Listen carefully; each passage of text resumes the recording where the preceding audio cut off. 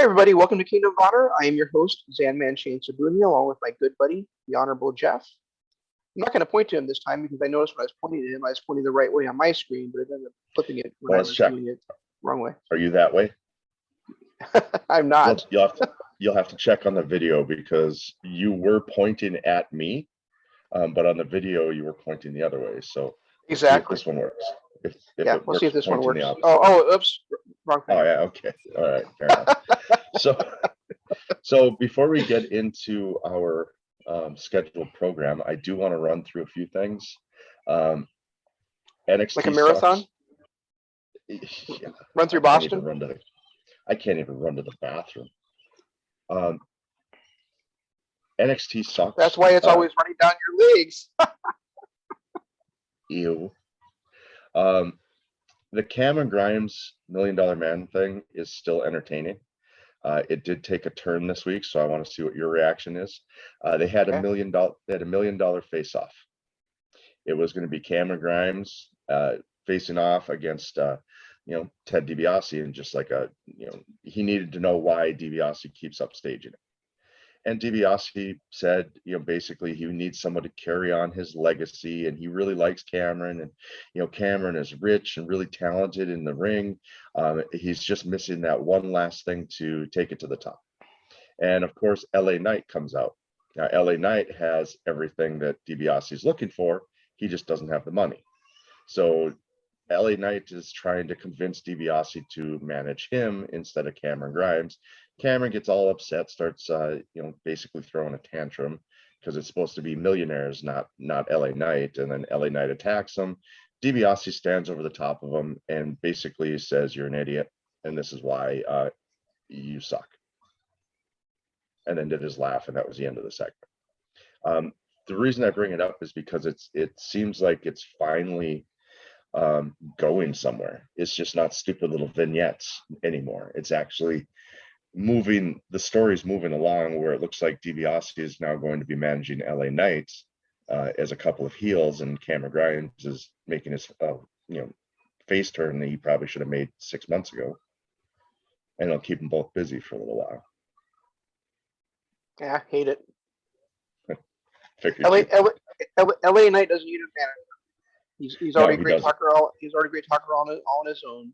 And Cameron Grimes, I think his character works really well as a heel. I don't like that he's turning baby. Well, so. I mean, with DiBiase turning on him and LA Knight, which everybody hates, they're clearly bringing up a feud between the two. And the only way to pull it off is if Cameron Grimes turns face. But you're right. I mean, that his whole shtick works so much better as a heel.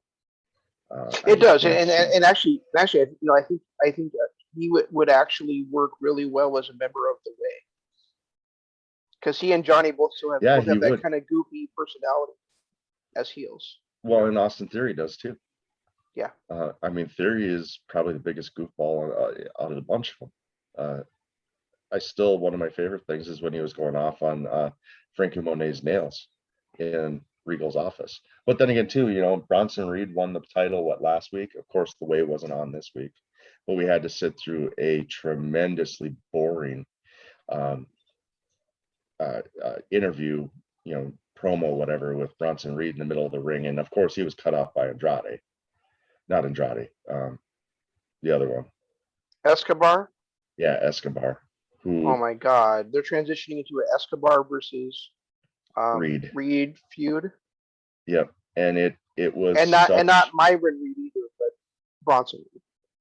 It was such a brutal 15 minutes of TV watching these two talk that I kept trying to skip through it, and it made me realize how much I hate Hulu, because they have those mandatory 1.5 to 2 minute breaks, and every time you skip, it plays 2 minutes before you can find out how far you skipped, and then have to skip again.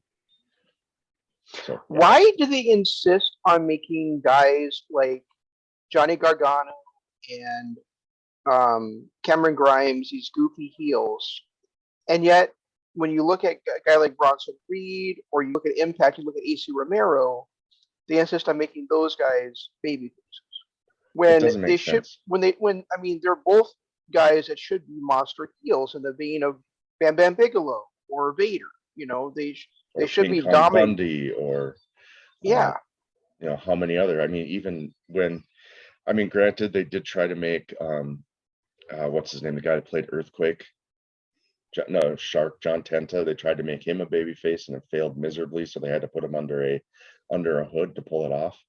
that's right. Uh, you know, but Wasn't he also Yoga later on? yeah, that's where they put him under the Yeah. hood. Yeah. Because Okay. they put him under the hood and made him an oddity, because Right. they couldn't get him over as a baby face because he was just such a monster. Yeah. But you're right. I mean, they seem to constantly push. Lately, it seems like they're trying to make the big men faces.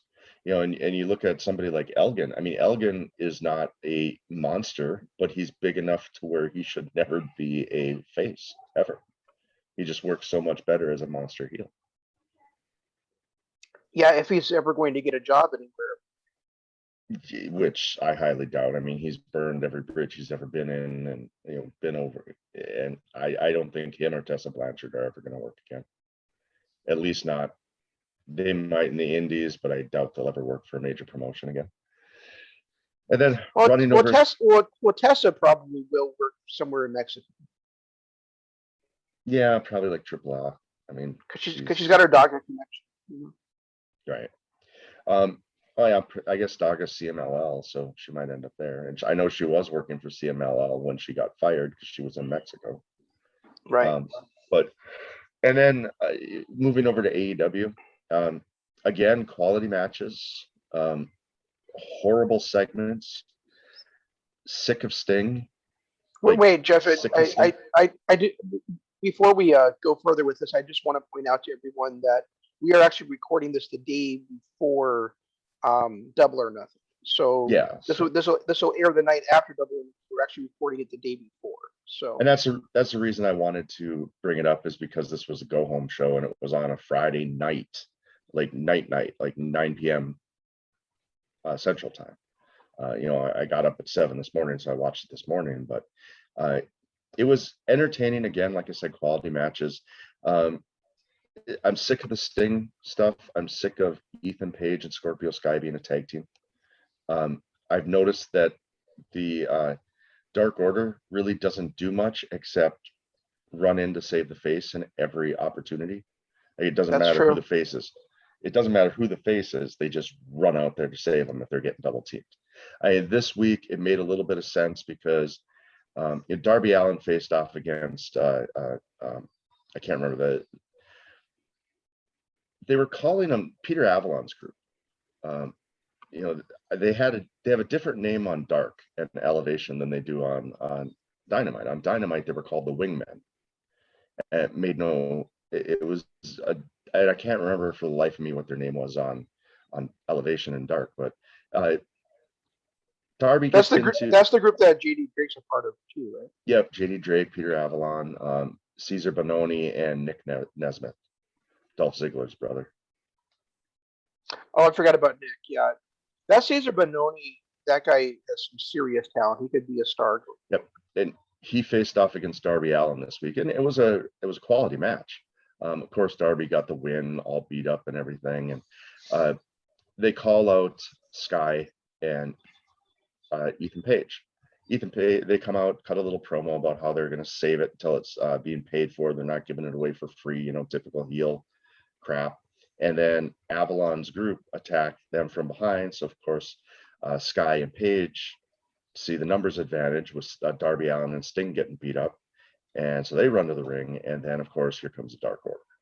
I mean, that run-in made a little sense because they've got issues with Sky and Page. Kind of, in an odd way. Not really, but kind of. But it just, I've noticed that on a weekly basis, if there's somebody getting beaten down, it's always the Dark Order that runs to the rescue. Regardless of who the face is. Yeah, it does seem that way. Absolutely. They had an.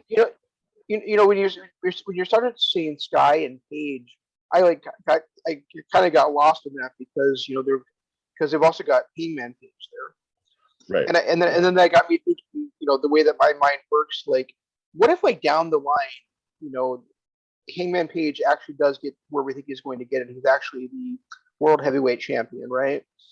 And maybe Ethan Page becomes one of his challengers, and Ethan says something along the lines of, you've been a great champion, Hangman, but now it's time to turn the page. Or I'm the original Page. Yeah.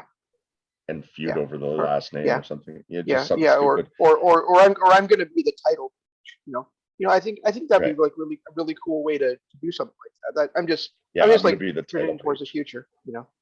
So I'm going to be the title page. I like that. yeah. And of course, and then of course they had the whole Taz versus Adam Page stuff that happened, and Page was in the middle of the ring, of course, after a match, and Taz starts talking, and Page cuts him off. He's like, I know how this ends. You guys get your asses out here. I know you're in the crowd. You're going to attack me from behind. He calls them all out. They all come out. And then he, of course, finally, it feels like we're getting some kind of payoff to the whole Sting respect angle that they did, 2 months ago? Okay. Because Adam Page challenged Brian Cage to come to the ring without Team Taz on Sunday, and of course Brian Cage agreed. So maybe we're going to finally get that payoff, and maybe we'll finally get the Brian Cage heel or face turn that we have been looking for. I just hope that if he does turn face, that he stops stealing everybody's catchphrases. Has this been announced as being the Ftw Championship, or is it just a straight singles match? It's just a straight singles match. I would love for them to have that FTW title become an actual thing in the company. Not that I think they need another title, but it would just be nice for them to have their own version of the Never title. Where you got and Page and even though Page is a great wrestler and Cage is a great wrestler, they also both are really good at that tough man style too. So I could see those two guys kind of initiating that. You could put Moxley in that mix rather than having him be at the top of the world title. That kind of thing. I do need to make a couple corrections from last week before I talk about the next thing on AEW, because it just popped into my head. Rampage is only going to be an hour-long show. TNT or Turner originally wanted Dynamite to go 3 hours, and Tony Khan stepped in and was like, no, I don't want it to go more than 2 hours. I don't want to bore people. People get sick of it after about 2 hours. If we're going to add an extra hour, let's add another show to the network. So that's where Rampage is coming in. It's going to debut on Friday nights on TBS. TBS or TNT? I thought I saw TBS. So okay. I'm not 1,000% sure on that, but that's what I thought I saw. And also,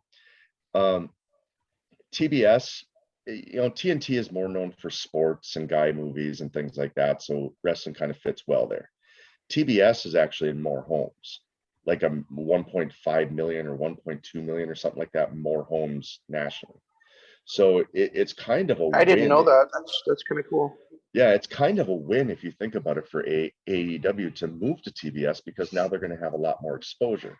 Now, granted, TBS is more of a sitcom-y, old sitcom station, but they're going to have more exposure. They're going to be around more. There's more people that can tune into them that wouldn't have been able to on TNT, which actually is a win for TBS or for AEW if you think about it that way. Well, if I think back to like right now, it seems odd they're moving to TBS. But if you think back to when Nitro started back in '95, it seemed odd they were going to be on TNT, because TBS was always where they were always where the WCW Pro was, and WCW Saturday Night, and also where all the Clash of the Champions took place was all on TBS. So it's not a bad fit at all. It's just odd. And then it's just a kind of a weird channel shift. But I mean it's understandable why they're doing it. I do get it. They're getting a ton of money from the NHL, so why wouldn't they? But also, I did also see this week that Cody was asked, being that you're moving to TNT, what's going to happen with the TNT title? Is it going to become the TBS title? And he said, no, it's still going to be the TNT title.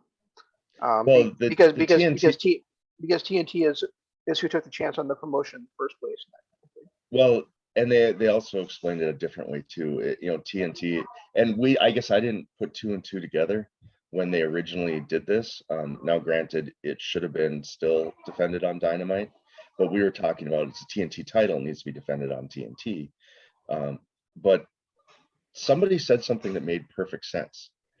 What's the main ingredient of Dynamite? TNT. That's fair. So it makes sense that, you know, even with Dynamite moving, that it would still be the TNT championship, because it's, but it still doesn't change my argument that it should have been defended. It's a TNT Dynamite title, it should be defended every week on TNT, never on a pay-per-view type thing. Well, now it's going to be defended on TBS. Right. But it would still fit on TBS because it would still be, you know, with Dynamite, being that it's Dynamite. Well, I think Darby Allin kept that going, because Darby Allin he defended it on TNT. No, I'm sorry, he defended it one time at the house shows, but he defended it on TNT. He never defended it on pay-per-view because he had that. The only pay-per-view he was champion, he had that tag match with Sting against Cage and Starks. So. Well, in Cody Rhodes, he did defend it weekly until that Fight for the Fallen 2-week event where he only defended it once in his first reign. You know, and I don't know, Miro, he didn't defend it last week, but he defended it this week against Dante Martin, who, you know, we were really impressed with with Top Flight, how good they were. Right. But they, you know, to have them, his brother is hurt. I can't remember his brother's name, but he's been really, really impressive. But again, here we have Dante Martin, who's been tearing it up on Dark and Elevation. Right. All of a sudden gets a TNT title shot against Miro, and then essentially gets fed to the wolves. You know, and they were trying to build him up on commentary again, saying, "Oh yeah, he's 8-0 over the last blah blah many weeks." You know, and all this stuff, and they're really trying to pump him up. But here I'm sitting going, okay, why couldn't we have had a match or two actually on Dynamite to let people understand why this kid deserves a title shot? And the only reason well, that's what I'm saying. That's what we said last week. It's like, we have to watch Dark, we have to watch Elevation to understand what's going on in Dynamite. And to be honest, I was just wanted to kind of check out Dark and Elevation this week. So I did, like I told you I was going to do. I had it playing in the background while other stuff was going on, and kind of listening to the announcers to follow storylines. And then if it was a match I was interested in, I'd actually watch the match. So I did get some exposure to Dante Martin. And I even told you last week that the kid's talented. But I feel he's going to be, I feel like he's got that Matt Sydal ceiling, where that's about where he's going to land. He's never going to get up to that main event level. He'll always be kind of in that, you know, mid-card, upper mid-card, get a title shot here and there, be well respected and be able to put on great matches.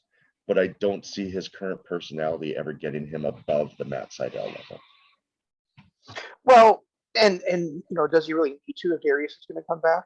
No. You know, I mean, if Darius comes back, they're a great tag team. They're just going to have a career as a tag team, which is fine. You know, so. Right. So it really doesn't matter if he gets above that level or not. And even if he doesn't, that's still not a bad level to be. You know?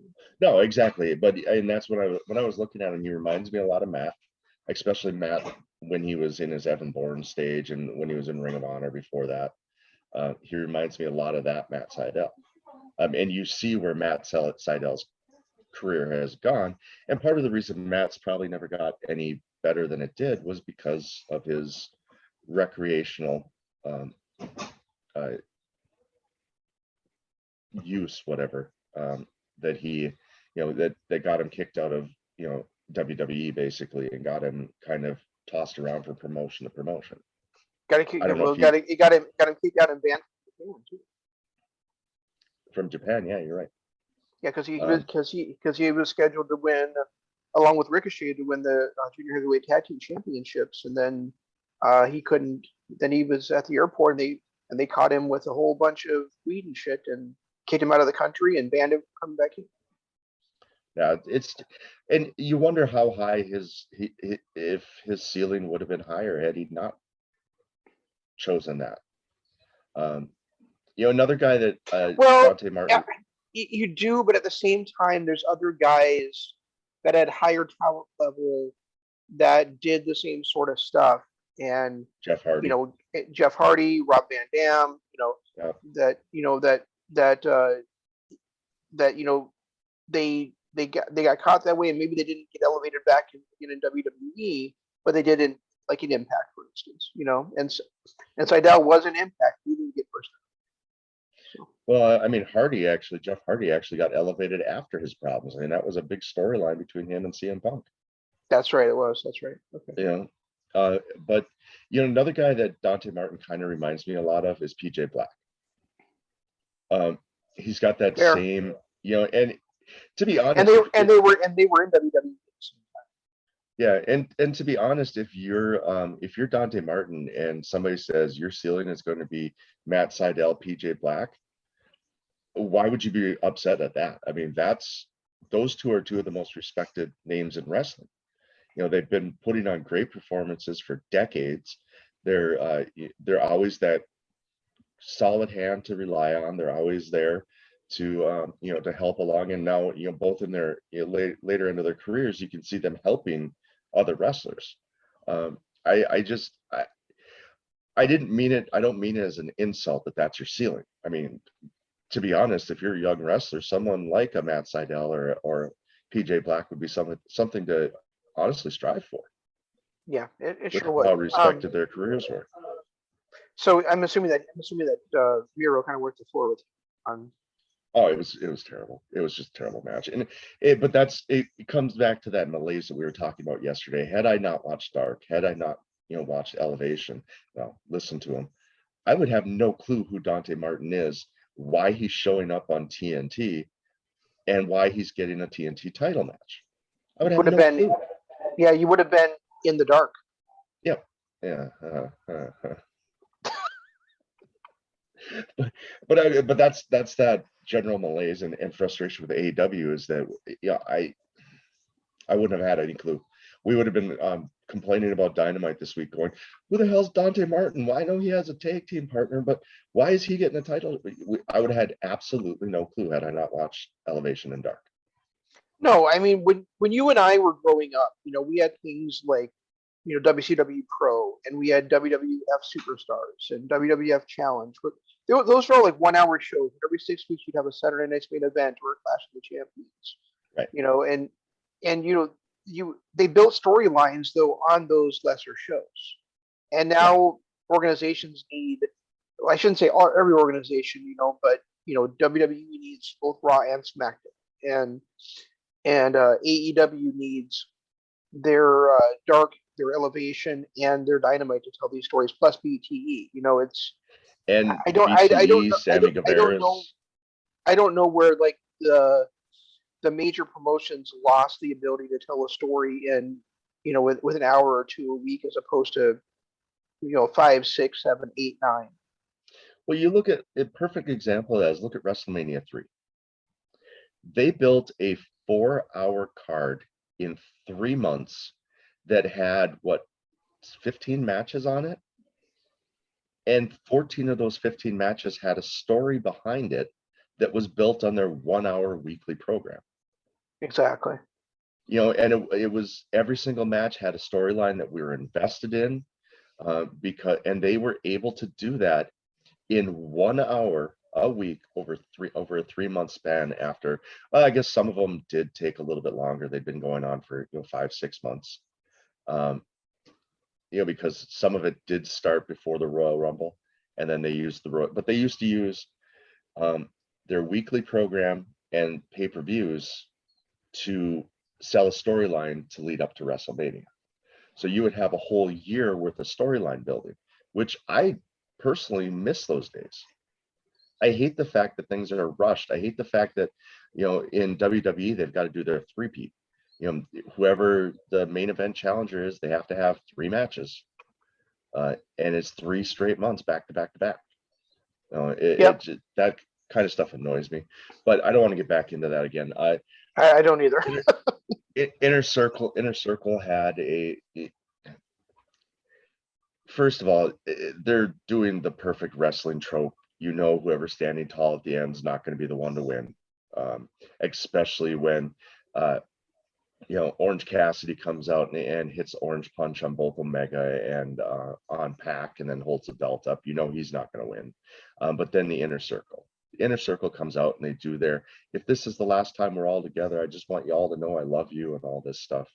And then MJF used Dean Malenko to goad them out into the stadium, and of course jumped them from behind. And then all 5 members of the Inner Circle received pile drivers. P&P actually got one off of the railing through tables. And of course, Pinnacle standing tall. So first of all, they came out and did their whole little, if this is the last time speech, and then they were the ones that were all beaten down.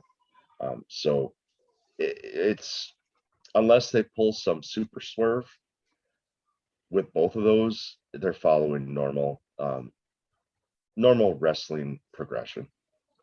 Well, there's no way in the world they're going to, they're going to end the Inner Circle. So, I mean, they pretty much telegraphed who's going to win that match.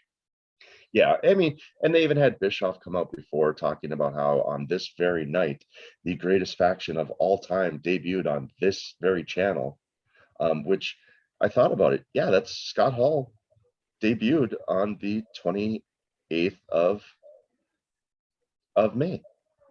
That was when he debuted for Nitro. So yeah, what's arguably the greatest faction of all time did debut on that day. And I wonder, could that be, I know that they had a conflict with basketball on Wednesday, which is one of the reasons they had to move, but I wonder if that might have been another reason that they moved. And then of course, Bischoff did pump up the Inner Circle as the one to take their place and take their mantle and become the greatest faction of all time. Sure. So I mean, there's just so much stuff going on that it's like, okay, you guys have telegraphed this way too much. Is the Pinnacle's going to become the greatest faction of all time? I mean, Pinnacle, the Inner Circle's going to become the greatest faction of all time. They've got a long way to go. Oh yeah.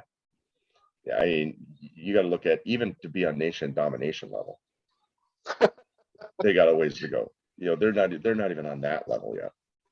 No, not at all. And I do. It does somewhat bug me, if I'm honest, that they do this blood and guts match, which has always been. I mean, you can call it whatever you want to, but the War Games match has always been, the feud ender. It's been the one that's right. Killed feuds and started new storylines running off of it and that kind of thing. And now we have the very first one in AEW, and it's the first match in a feud. Right. And now it's progressing from there to the Stadium Stampede, which was a cool match last year. It's going to be a cool match this year. There's no question about that. I don't know if it's going to be as cool. Just that I don't like the fact that the blood and guts match was not used to do anything except for further a story. I don't know if it's going to be, the Stadium Stampede match is going to be as cool, because it's going to be done live in front of a live audience, and not taped like it was last year. Yeah. Portions of it are going. Go ahead. They were saying portions of it are going to be done live. Oh, okay. Which I don't know how they can splice together a match like that and have it make any sense if only portions are going to be done live. But I guess we'll see on Sunday. But I just, with it being a live audience, are they going to put them allow the audience to go out into the stadium to watch the match, or is this match going to end in the middle of the ring? Because it's going to be done at Daly's place with the stadium right there. So I don't know. I don't know that I really like the fact that it's going to be live, but I kind of understand why it's going to be live, because you're going to want that instant crowd reaction,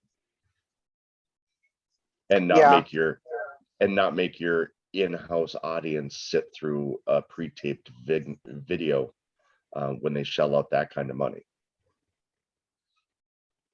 I guess we'll see how it plays out. But I mean, I guess there also isn't really the opportunity or the setup to do things with with like Matt Hardy or Hangman Page like they did last year. Those are like ones that kind of really fit well into that pre-taped mold.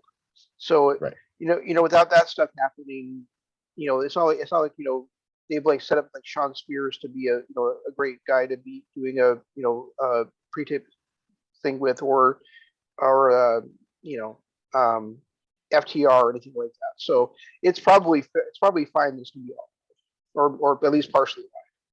Yeah, I mean, It does give me some concern, like if they're only doing part of it live and part of it taped, if that's really what they're doing, what if during one of the live sessions somebody gets injured or something, that it wouldn't make any sense for them to go to that tape part of it, well, and you can't really have the tape segment first and then the live segment after, because so we're watching them beat each other up on a tape segment, and then 2 days later it's going to be them beating each other up on a live segment. Well, I wasn't even thinking about that. I was thinking about trying to intersplice things back and forth. Yeah, it's just I don't know. I think the Stadium Stampede match works better as a cinematic match. I don't think it's going to work very well live, because live it's just them beating each other up around the stadium. With the cinematic match, we were able to have the Adam Page, Jake Hagar bar spot. We were able to have that Matt Hardy spot where he kept changing personalities. There was a lot more that they were able to do that I can't see them being able to do if it's just a live fight in a stadium. Exactly. I guess we'll see what happens here. What I'm about, starting to think the stadium. Are they gonna bring back the go-kart, or not the go-kart, but the golf cart? Well, that's Matt. Well, I guess that is Sammy's thing. But I guess you guys watched this if you did or not, because it was last night. Right, exactly. So yeah, keep in mind this is gonna air on Monday, so we're not really doing a preview. But as far as the go home show, I thought it was decent. Some of the segments went on a little long. Some of the segments were confusing at best. And like I said, had I not watched Elevation and Dark this week, I'd have no clue who Dante Martin is. He's been so do they do anything to set up the well, first of all, I guess I have two things. Like, number one is, did they do anything to set up the World Heavyweight Championship match more to make that more something you would care about? And then number two is, I heard that Tony Khan said something like to preview this, like at the very beginning of the show or right before the show or something about the NJPW AEW merge. What did he actually say? I have no clue. It's the first time hearing of that. So that part must have been on your DVR then? No, it wasn't. Okay. They started it, and if it was, I completely missed it. It might have been during a commercial break that I was trying to skip or something. But they had, Orange Cassidy was supposed to come out, and last week, Callis and Omega, confronted him in the back, gave him this waiver on a contract. If he waived his right to this match on Sunday, then he was going to get a future title match. And he was supposed to come out and interview, and then Pac came out and started cutting a promo, and Omega attacked him, laid him out. And then Orange Cassidy comes out, hands this envelope to Kenny. Kenny opens it. It's a shredded contract. So and Kenny gets laid out by an orange punch, and then Cassidy goes over to pick up the belt, and Pac steps on it. They have a little exchange with Pac being laid out with the orange punch, and then Cassidy standing there with the belt at the end. So, alrighty then.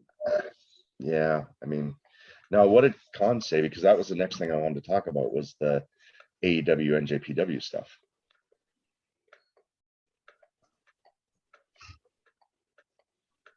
I didn't hear anything about that, but I know that the fact that it started after NJPW wrestlers started appearing on Dynamite and Impact, and then all of a sudden WWE is trying to work an exclusive deal with NJPW. It just all seems kind of shady, if you ask me. It is. They're just trying to take away the option of one of their competitors. That's all it is. Well, they're trying to close the forbidden door, is what they're doing. They are. They're trying to. To close it, lock it, bar it up. All that. It's been nice having 3 out of the top 5 promotions in the world working together. 3 of the top 5. Are you including? Are you seeing NXT as separate from WWE? No, they're the same. NXT and WWE. I was throwing a Ring of Honor in there. Oh, I got you. Okay, yeah, makes sense. Yeah, apparently he called Nick Khan a con man. That's right. Nick Khan is the guy that works for WWE, right? He's the one that's kind of behind this. He's the president of WWE that's behind trying to bring in NGP. I also saw a tweet yesterday about somebody like saying that he was trying to talk to the wrong con. So that was kind of funny too. That is hysterical. No, here's what Tony said. As we get ready to go live tonight on Dynamite on TNT, I just want to address, as the Forbidden Door, I just read in the Wrestling Observer newsletter today that New Japan Pro Wrestling has apparently had talks with WWE's president, Nick Khan. Well, Nick, I have to say, you've been talking to New Japan Pro Wrestling for 2 months. You've gotten a lot done. Just in the last 2 weeks, I've had Yuji Nagata, Ren Narita, and Rocky Romero on AEW. I've reunited with Punky Vice. I've had the New Japan IWGP US champion John Moxley defend the title successfully on our show, retaining it. And I have future plans with New Japan Pro Wrestling for the US title. Good. I mean, yeah, because I was trying to figure out how that was going to work. Moxley would have had to drop the belt and everything. And this is just WWE looking for a money grab. It's just they're trying to. Oh, actually, I'm sorry. It continues after this ad. Oh, sorry. So you must have really gotten a lot done in the last 2 months, Nick. In fact, I think there's only room for one con in the wrestling business, Nick, and it's me. It's Tony Khan. It's not some con man from Connecticut. Have a fun show tonight, Nick. See you on Dynamite. That's great. That is just great. I love it. What was the thing? Because I texted you something about Rocky Romero. Yeah, you said did you say that Rocky Romero signed with AEW? Yeah, I thought because the way they were talking on Dark when he was on, because he's in the main event of Dark, but it turns out he wasn't. They corrected themselves later. I will say that I enjoy the commentary team of Excalibur and Taz on Dark. They legitimately sound like they're having fun, especially when Ricky Starks comes out there, because they mock each other, they poke jokes at each other, jokes about stuff in the ring. That announce team is a lot of fun, and they really feel like they're having a good time. I bet they are. I think that those guys being the top announcers for Dynamite would be fun too. Or even throwing Tony Schiavone in there. I just like I said before, Jim Ross does not bug me as much as he did. Over the last 6 months, I think he's gotten quite a bit better. But I would still prefer that there'd be Excalibur and Schiavone, not without Ross thrown in there. I've always liked 2 men who's better than 3 men. I would rather have Taz and Excalibur with as much fun as they are to watch on Dynamite. If they could bring that same kind of energy on Dark, if they could bring that same kind of energy to Dynamite, I think it would just make it a better product. Let me rephrase. If it had to be either Jim Ross or Tony Schiavone with Excalibur, I'd rather it be Tony Schiavone. Yeah. Okay. All right. Fair enough. And then, of course, last bit of news before we get into our review. Kaz, that interview. Holy crap. That was awesome. That was really awesome. It was on Impact, I think last week, or was it this week? I think it was this week, actually. It was on Impact. And if you guys get a chance, go to Twitter and check it out. I think I might retweet it on my Twitter feed. It's Regi Co-op. Follow me and then watch this video. But he kind of goes off. You can tag it. You can tag it here in the post, can't you? When you post this video, can't you just put a tag? Can't you put a tag in there? Yeah, I'll copy it. It'll be in the description below. So a link to it. But yeah, it was kind of almost like a CM Punkish work shoot video or work shoot interview. but it was different because he wasn't trashing the company and the creative process. He was actually trashing the other wrestlers. And he basically said, people say, yeah, it's great to be here. They say great match. They pat you on the back when you go back. They want to have a beer and all this stuff together. And then when you're down and out, like he said he had a seizure and that's why he's been gone for 3 years. I guess I didn't realize that, but he had a seizure in the ring, and people were pulling out their cell phones and laughing. And the whole time he's recovering, gone for 3 years, not one wrestler reached out to him. And I'm assuming that means Enzo as well. But then he said as soon as he got signed by Impact, now all of a sudden his phone's ringing again, because when he gets to the top, they want to be on his good side. And it was just a very powerful interview. It was one that it blew me away, and I'm kind of glad that he made it, to be honest. Yeah, me too. And I mean, I remember after he mentioned that he had the seizure and stuff, but it was something that I had forgotten about before that.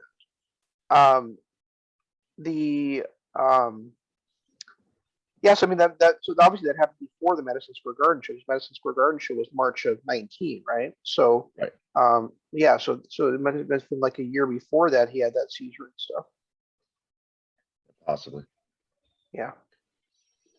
Yeah, that's right. They did show up at the Madison Square Garden show, didn't they? Yeah, they did. Okay. So I mean, I wonder. So and then Rich Swann attacked him at the end of that interview because Rich Swann had come in at the end of his. He actually beat Willie Mack clean on that last event. Yep. I'm not sure if you actually watched that or not. You mentioned you might try to watch it this week. So yeah, I don't did. know if you chanced it or not it. yet. So yeah, that was actually a pretty good show. I mean, Impact is like really putting together some really nice shows.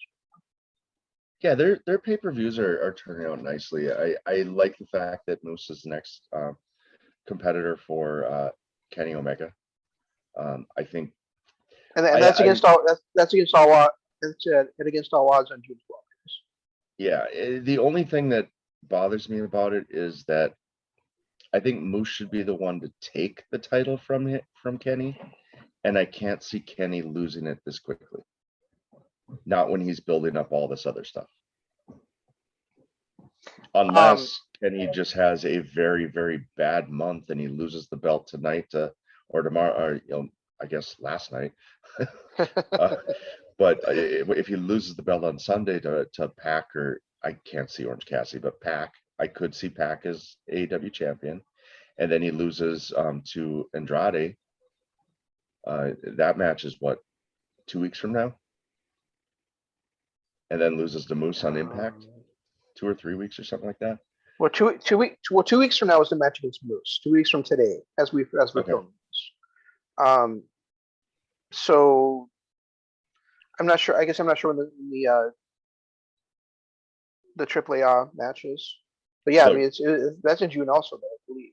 Yeah, I mean, right. What a horrible month for Kenny Omega to lose all three.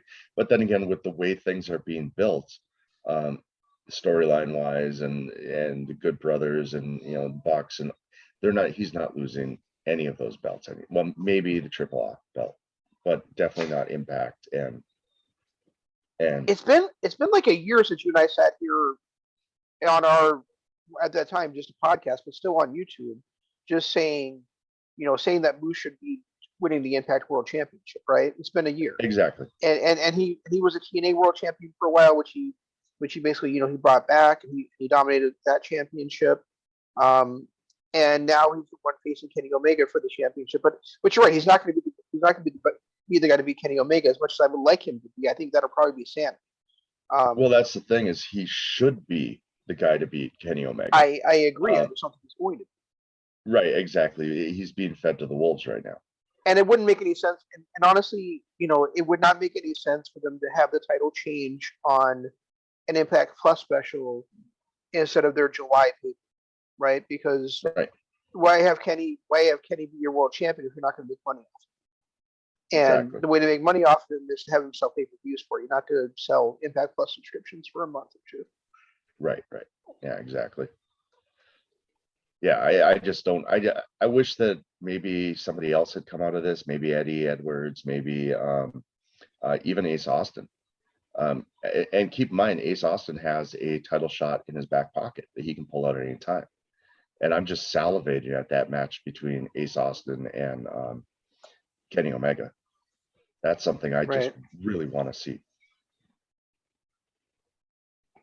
Yeah, I do too. I want to see that. You know, and I think him against Sammy is going to be a phenomenal match too if that happens, because it looks like they're setting up. You know, Kenny versus Sammy.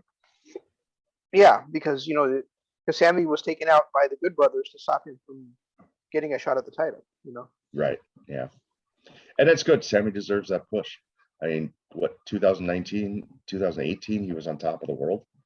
Like he was one of the best, one of our top 5 wrestlers. You know, he was easily the MVP, the best heel in the business. And then he lost to Tessa Blanchard, and then he lost his, his mini draw, Jake. I can't think of his last name now. The brothers. Oh, I can't think of their names. Wow. But yeah, I mean, he lost OVE. He just literally fell off the planet, and it's sad. I mean, even on Impact, he's not on there every week. He's nowhere near the level that he was, where he was the best thing in Impact there for a while. Yeah, he definitely was, for sure. Yeah, what happened to him? They got fired. Of course they did. I wish I could remember their last name. It's gonna drive me nuts. Yeah, apparently they're facing off with Triple Media, which is usually in December, so I guess it's not coming up this month. Next month. Okay.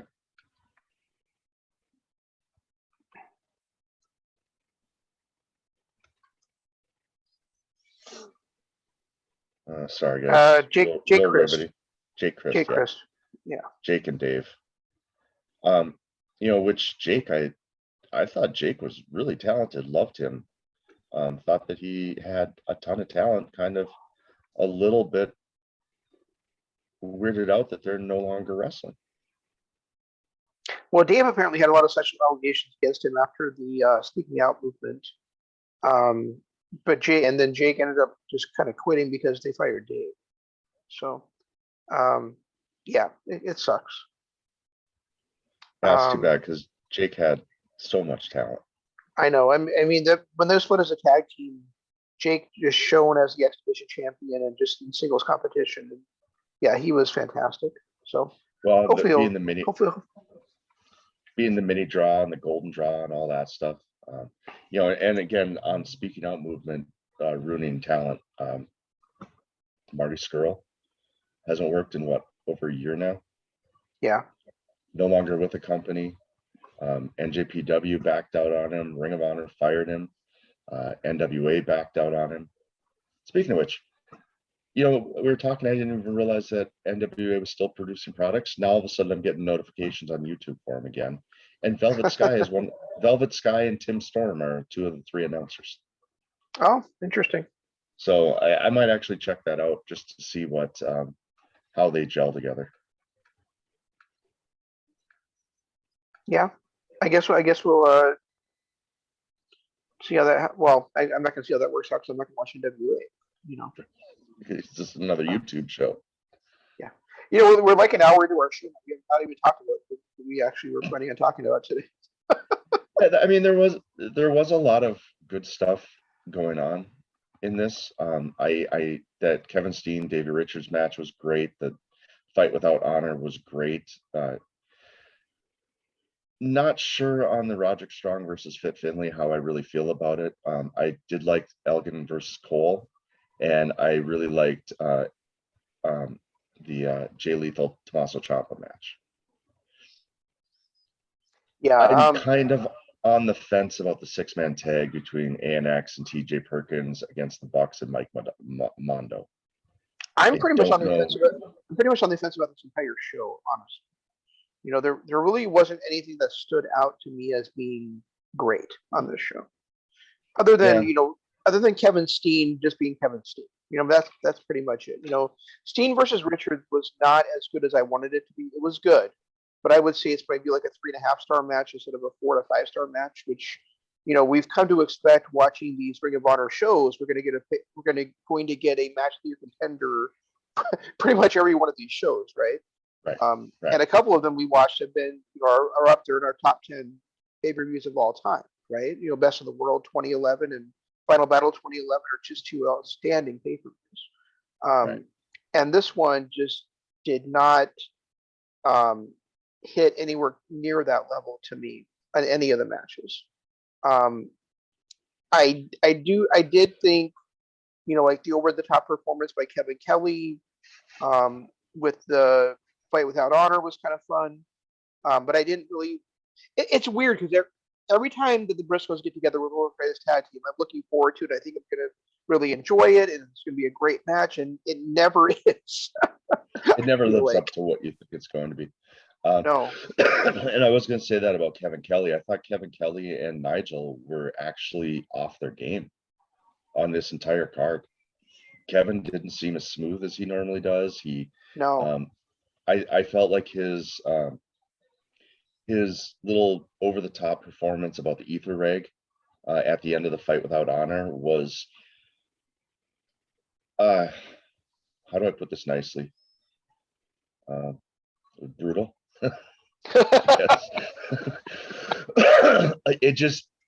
It's a fight without honor. There's no disqualification. There's no, they can do whatever they want to do to win the match. And they did. They took out an ether rag.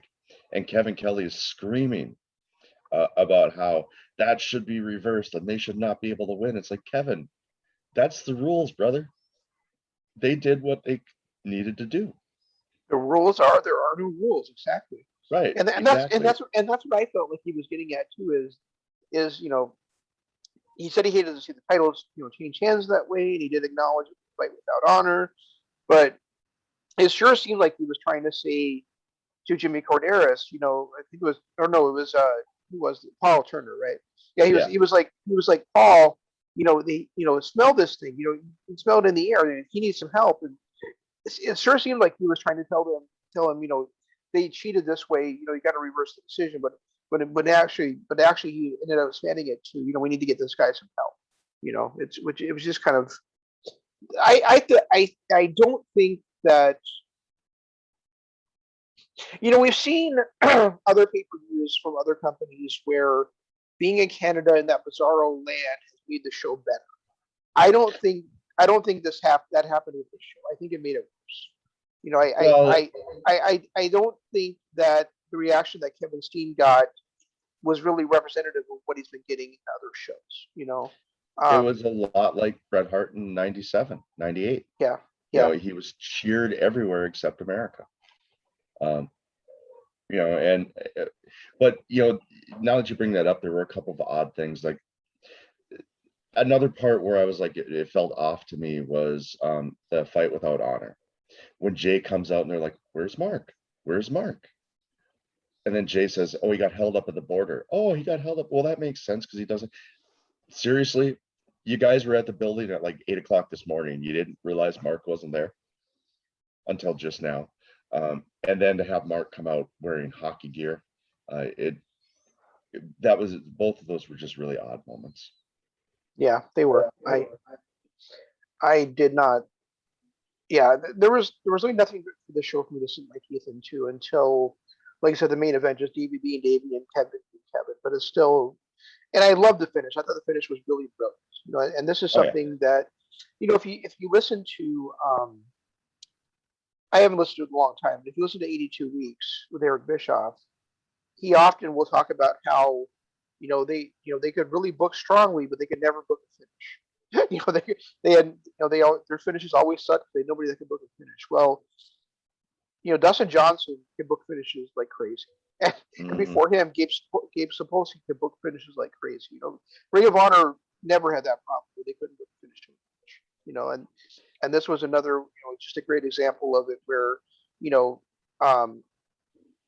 it feels like there's nothing that Davey can do to beat Kevin. It feels like there's nothing Kevin can do to beat Davey until that turnbuckle pad comes off and he hits it with his head rolling out of the ankle lock and then the package pile driver. And there it is.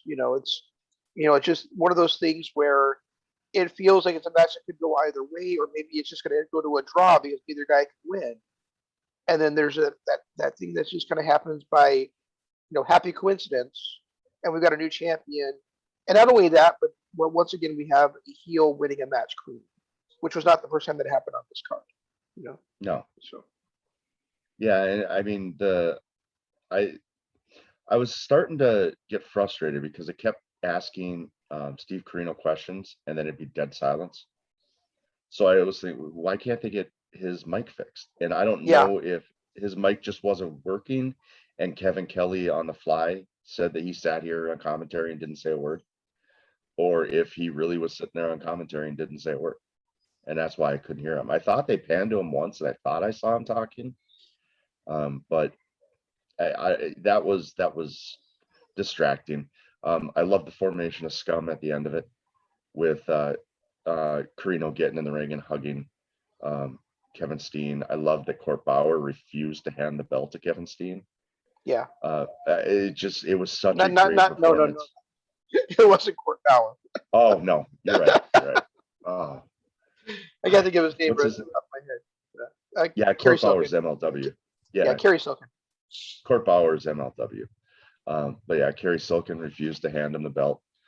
Love that.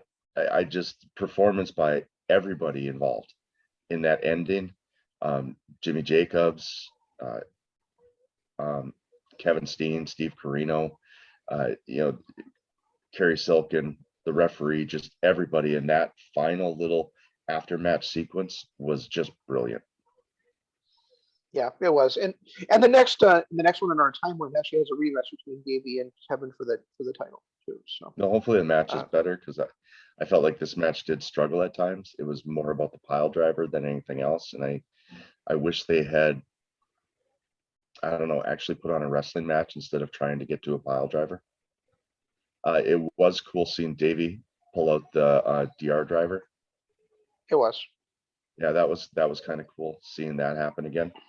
But otherwise, I mean, the more and more I think about it, you're right. I mean, there were some good matches, there were fun matches, but nothing great. Tommaso Ciampa having that blonde beard after the rest of the embassy was cleaning themselves up was kind of odd. And I can't see Tommaso Ciampa. Like, I had a hard enough time seeing him with a clean shaven face, but then seeing him with a blonde beard, knowing what I know about Ciampa now, it was tough. I think it's so weird that you focused on that, considering that we're watching a match from 9 years ago. Almost exactly 9 years ago. And I couldn't keep my eyes off of it. I just couldn't. I was looking every time they'd pan to him, I'm like, why? But it was a good match. It wasn't great. Lethal was actually showing the signs that we saw during his initial TV title run and world title run, when he first joins House of Truth. So he put on a decent match, and Ciampa is just great, even back then. The other thing that I really wanted to note on here is when you look at Rhett Titus back in the ANX days and the Scum days and things like that, he is so much better than he is now. It almost makes me sad. I don't know if that whole bodybuilder gimmick is what ruined him. I guess I haven't really watched much Ring of Honor now to see if he's reverted back to his good old days when he was actually really good. But I felt like I think he's really good right now. I mean, I don't know what was going on with him for a couple of years, where it seemed like he was only like an down-there personality, not even really wrestling. I don't know if he was injured or that was just because they didn't want to use him or what it was. But I mean, he barely wrestled for like 2 or 3 years, right? And now when he did wrestle, he got his ass kicked. Yeah. And he was no selling. Like, one of the things about him during ANX and their feud against the Briscoes and now their feud against the Bucks is he sells his ass off. Like, it's amazing, and the storytelling and everything that he does in that ring is just amazing. In these tag team feuds, to see him during that bodybuilder stretch and not selling anything and really not telling any stories, just out there flex. It was sad. It's sad. It was sad to see. And then and it makes it even worse when you look back at how good he was back then. Yeah, that's fair. I do think that I think that right now he's kind of back in that same realm where he's like, he's wrestling in the pure division. He's also half the tag team champions with Tracy Williams. I do think that right now he's kind of refound himself, and I do like, at first I was like, really, you're gonna have this guy join the foundation, but I think that really is a good pitch for him to do. Yeah, he Yeah. seems to do better when he's with a stable or with a team, as opposed to on his own. Because when he's on his own, we get him standing in a bikini because all of his clothes were forgotten at the airport. Exactly. So, but yeah, yeah, you're right. You're right about that 6-man tag. It wasn't anything that I really thought was. I mean, the crowds were certainly into it, and it popped the crowd and popped the announcers, but it wasn't something I really thought was that. No, I didn't either. I mean, So. Perkins and King and the Bucks all put on good performances. Brett Titus was the shining star of that match, but it was nothing that I'm gonna force myself to go back and watch again. No, I thought about it too. I thought, should I go back and watch this match to see if it was actually better than I thought it was? But no. Well, I had the same feeling. Because when you look at the people involved, I mean, ANX was on a tear at that time. The Bucks are the Bucks, and then TJ Perkins, watching him on TV around that time and seeing him in Impact and even his run in WWE, he's really talented. I have no clue who Mike Mondo is. No clue at all. Wasn't he part of the Spirit Squad before? Huh? I thought Mike Mondo was formerly part of the Spirit Squad. Possibly, I guess. I don't know. But anyway, when you look at the talent involved, he was Mikey in the Spirit Squad. Oh, Jesus. I'm sorry. Go ahead. Oh yeah, he was okay. Yeah, I just saw him on MLW too with Kenny Dykstra. Yeah. But Kenny Dykstra retired too. Did you hear that? He retired from in-ring competition. Anyway, not that really matters. But I lost my train of thought now. When you look at the talent in that ring, I would have expected a much better match than that. Yeah, I agree. Much better match. And I feel that's the way. And I guess to me, like the best matches on this card were the world title match. Surprisingly to me, Mike Bennett versus Escobar. Those are to me like the top two matches on this card. I was going to say my 3 favorite matches on the card were those 3 in the middle: Lethal and Ciampa, Storm and Bennett, and Elgin Cole.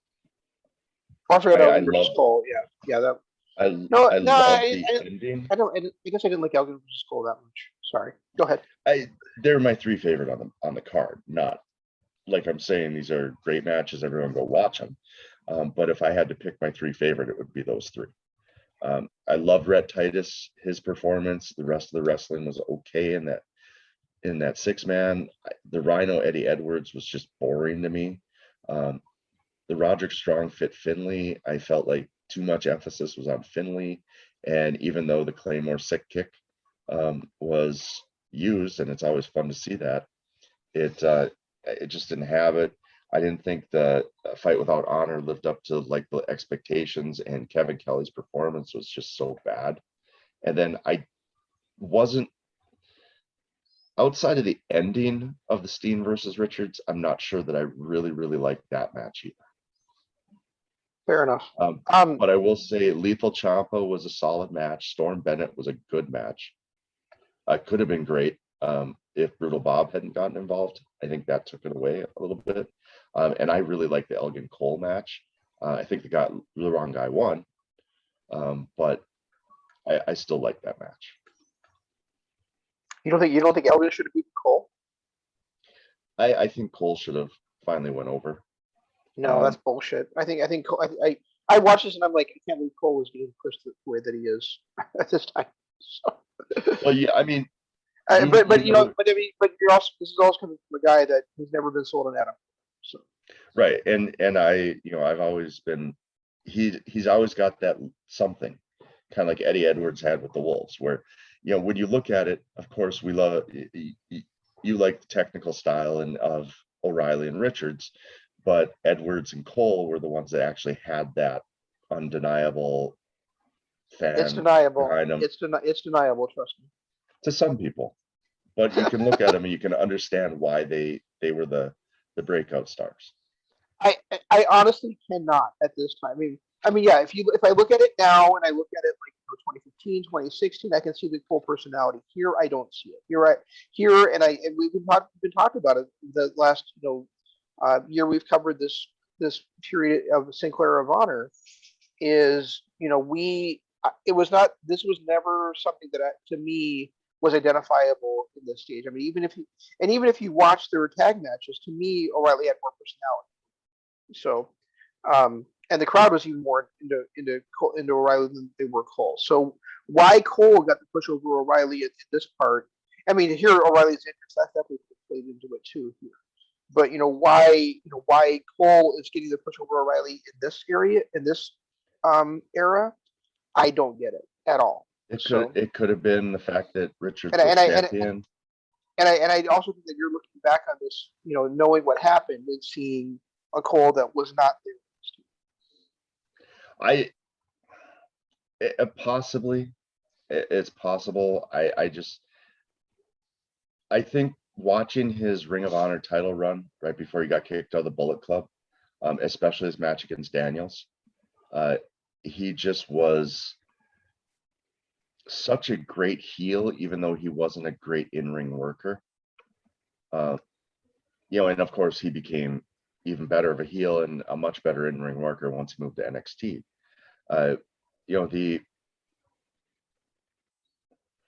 You're right. Now that I kind of look at him, he's a generic babyface. He does have glimpses of personality, glimpses of what Adam Cole becomes. But you're right, he's probably not at that level where he should have beaten Michael Elgin. No, and I said this was a good match. I don't know if I don't think I read about the other two I mentioned though. And the Strong versus Finley I thought would have been better with less focus on Finley and with a better finish too. I mean, I just praised their finish. The finish for this one felt like that kick came out of nowhere to win the match. Yeah, well, that is kind of a move that you can get out of nowhere. Right, but I mean, when they're saying, Strong seems like there's nothing Strong can do to beat Finley, and then all of a sudden takes a kick out of nowhere to win. It just that was a little bit against the mirror. And it was cool seeing Fit Finley, wrestling again. And last time I saw him, he was in WWE 10 years before that. So it was cool to see it, but I don't think a guy that aged should have been putting up that big of a fight against a guy who literally was the world champion less than 6 months before this. I don't think this is Finley's last time in ROH in 2012 either. Oh, really? Yeah, I think go ahead. I mean, Roderick Strong in that 2011 to early 2012 run was the best of his career. I mean, when he was the world champion, every match he was in against Eddie Edwards was amazing. And then even his run after that, winning the TV title, I just thought was great. To have Fit Finley put in this kind of performance against him was distracting. Really? I thought so. I just don't think Fit Finley should have dominated him the way that he did. I did think it was a little bit odd that they didn't bring up the fact that he was one of the best TV champions in the history of WCW. Just because I thought that'd be kind of cool to see. Here's a former great TV champion challenging for the TV title. Did they say Fit Finley was one of the? They didn't say that. That's why I'm saying they should have said something about him being a former great WCW champion challenging for the ROH TV title. I don't even remember him being a WCW TV champion, much less a great one. Oh, really? Okay. the ones I think about are Arn had when he had his run, Tully, Benoit. No, Benoit never had it. I can't think of the other guy. Didn't they get rid of that belt in the mid-90s? I know Steven Regal had it for a long time. No, it was there for the entire time. Was it? Maybe I misremember. Maybe he never was TV champion. I thought he was. I know that there was more focus on the cruiserweight and the US belt than the TV title belt. Started in about 97. Yeah, for sure. And they kind of like forgot about the tag titles for a while too. There. Well, yeah, they put them on the outsiders and just forgot about them. Yeah, this card for the next for the Best of the World 2012 is just awesome, Jeff. I mean, we've got Kevin Steen defending the title against Davey Richards. We've excuse me, we've got Wrestling's Greatest Tag Team defending against the All Night Express. No. We have Fit Finley versus Michael Elgin. We have Roddy Strong defending the TV title against both Jay Lethal and Tommaso Ciampa. Eddie Edwards versus Homicide. And we have Adam Cole versus Kyle O'Reilly in hybrid fighting rules. And what? Hybrid fighting rules. All right, that could be good. And then and there's also a grudge tag team match between Jay and Mark Briscoe versus whoever the Guardians of Truth are. I think it's a mass tag team that was part of the House of Truth for like a cup of coffee. How did they have a grudge match against them already? Well, I guess we have 6 weeks of TV time to build it up, right? Between these two events. To make it a grudge match, I mean, they fought against they fought against ANX for like 6 straight months, and then they fought against World's Greatest Tag Team for another 6 months, and now they're all of a sudden in a grudge match with a no-name team. I don't know. A no-name mask team. What the hell? So yeah, I don't know. I guess that's what we'll do next week, guys. Like, hopefully you saw our last videos, but this is our new format going forward. Recording video, adding some fun stuff to said video, and then uploading it. The wrestling show, it's up on Mondays. The pop culture show, which we're going to record tomorrow, is up on Wednesday, and then Shane's Book Addiction, which we're also going to record tomorrow, is up on Friday. Tomorrow, or on the next show that comes out, the pop culture, we're going to be talking about Doom Patrol the entire season. I don't know what you thought about, Shane, but or if you've even finished it yet, but definitely have some thoughts on that tomorrow. And then, have you finished your book? Are we doing Jade Wars? I've got 1 episode to go still of Doom Patrol, so I'm going to finish that tonight or during the day today, one of the two. And okay. Jade War I have finished. So yeah, we're talking about Jade War on on Shane's Book Addiction. I'm actually excited about that. I really want to see the Jade War. I thought Jade City ended really well, and I'm actually excited to hear about Jade War. Yeah, Jade War was a really good book. And I texted you a line from the book I started last night. That's where that came from. I was trying. Yeah. I thought it was a movie quote, and I kept thinking about trying to figure out what it was.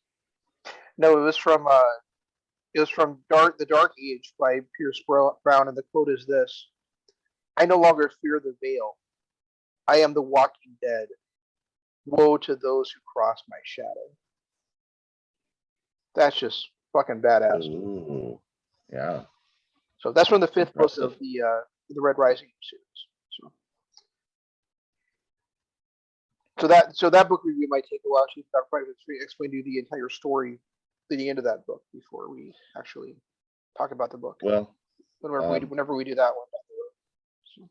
Why can't I find this? I'm still trying to find that cast interview because I want to link it. Guys, that's what Jeff says we get all the time too. Is why can't I find this? Well, that was mean. Oh, and speaking of, your comment, and you guys, if you watched the book review that we posted last night, there was a section where I was trying to understand something, and Shane said that I made it kinky. Now I want everyone to go and watch that and see if it really is kinky or if Shane is exaggerating. Well, Maddie, I won't tell you. We'll tell you what he says because you should watch it. There was tainted taint. It was confusing. All right. So, guys, we'll be back with you on Wednesday, and you guys have a wonderful next couple days. Hey, I hope you guys enjoyed Double or Nothing.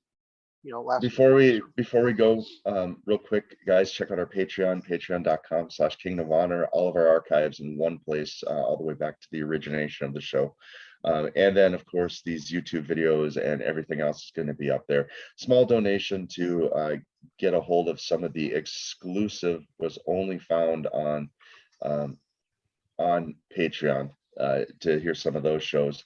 And also, if you like this video at any point, hit the like button, hit the subscribe button to the channel because we upload 3 a week, and ring the notification bell so you don't miss those uploads. Really helps us out. We really appreciate it, and that is all that I have. All right, perfect. And we'll be back with you. We'll be back with you, like I said, on Wednesday. And be well, everyone.